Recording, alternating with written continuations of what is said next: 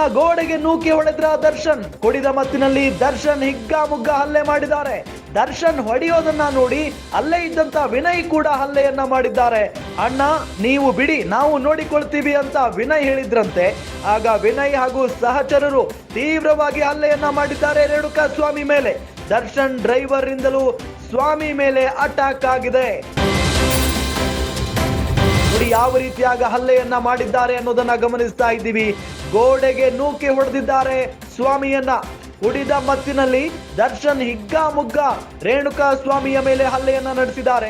ದರ್ಶನ್ ಹೊಡೆಯೋದನ್ನ ನೋಡಿ ಆತರ ಅಂದ್ರೆ ದರ್ಶನ್ ಬಳಿ ಇದ್ದಂತ ವಿನಯ್ ಕೂಡ ರೊಚ್ಚಿಗೆದ್ದಿದ್ದಾರೆ. ಆ ವಿನಯ್ ಕೂಡ ಅಣ್ಣ ನೀವು ಬಿಡಿ, ನಾವು ನೋಡ್ಕೊಳ್ತೀವಿ ಅಂತ ಹೇಳಿ ದರ್ಶನ್ಗೆ ಹೇಳಿ ಅದಾದ ನಂತರ ವಿನಯ್ ಮತ್ತು ಸಹಚರರು ಹಿಗ್ಗಾಮುಗ್ಗ ಹಲ್ಲೆಯನ್ನ ನಡೆಸಿದ್ದಾರೆ ಅನ್ನೋದು ಗೊತ್ತಾಗ್ತಾ ಇದೆ. ಜೊತೆಗೆ ದರ್ಶನ್ ಡ್ರೈವರ್ ಕೂಡ ಸ್ವಾಮಿ ಮೇಲೆ ಅಟ್ಯಾಕ್ ಮಾಡಿದ್ದಾರೆ.